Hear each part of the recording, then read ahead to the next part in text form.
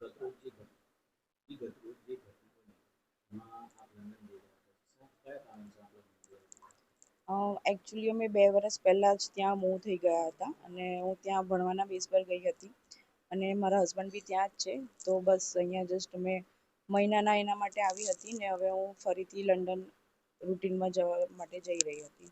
Boarding ચૂકી ગયું કે હા, એટલે થયું એવું કે અમે 12-10 જેવું એ લોકોએ ચેક ઇન બંધ કરી દીધું અને મને પહોંચતા પહોંચતા 12-20 જેવું થઈ ગયું. તો મેં એ લોકોને રિક્વેસ્ટ કરી 10 મિનિટ, મેં કીધું હજુ 10 જ મિનિટ થયા છે તો મને જતી રહેવા દો. પણ સમહાઉ એ લોકોએ મને ના જવા દીધી અને મારે પાછું ફરવું પડ્યું. પાછા ફર્યા ત્યારે અમ, અમને તો આઈડિયા જ નથી. અમે ઓલમોસ્ટ એરપોર્ટથી તો બહાર નીકળી આવ્યા હતા અને એરપોર્ટથી થોડે આગળ આવ્યા ત્યારે અમને ન્યૂઝમાંથી જોઈને ખબર પડી, સગાવાલાનો ફોન આવ્યો આવી રીતે કે તું જે પ્લેનમાં જઈ રહી હતી એ જ પ્લેનને આવું થયું. શું માનો છો તમે તમારી એ માનસિક એ ટાઈમે તો માનસિક પરિસ્થિતિ કંઈક એવી હાલતમાં જ નથી કે હું કંઈક વિચારી શકું કે કંઈક ફીલ કરી શકું.